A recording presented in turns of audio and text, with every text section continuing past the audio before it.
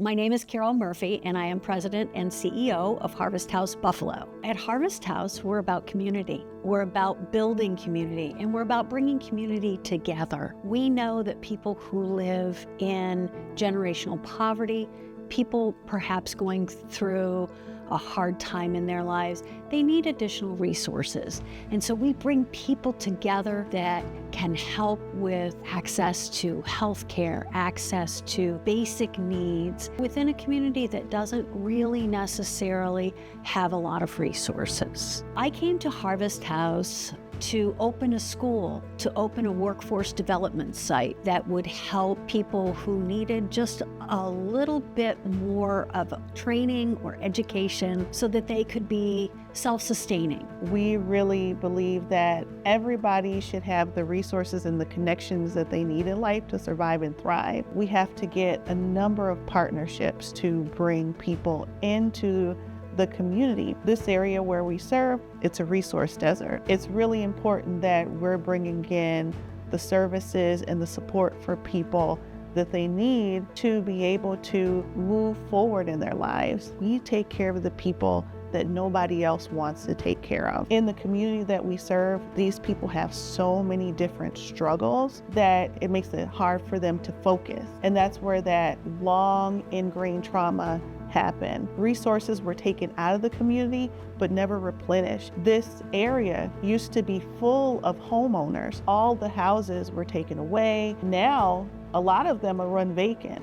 On top of that, the only grocery store that they can now go to is connected to a mass shooting. And it makes it really hard for people who even live across the street from the grocery store to even want to go into. There are a lot of elderly people who live across from that grocery store who still will not go into that building. They would rather starve than to walk into those doors. Money was supposed to come in, but it never came in.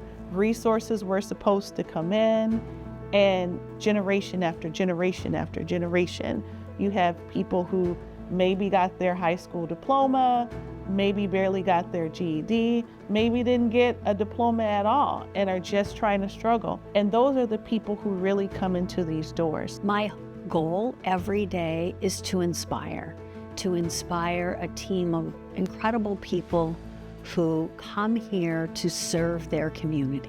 When the pandemic happened, we closed down a number of our regular programs and services. But because people couldn't get into the hospitals, we still opened up our medical and dental clinics so people could get the resources that they needed and the medication that they needed to survive day to day. In addition to that, people had so many questions, they were feeling isolated. So everybody came to Harvest House and made it like a call center, answering questions. We're making sure that we can provide food access to people. So we now have a food pantry where we're providing fresh produce. We have a housing program because there are a lot of people who have housing instability in this community.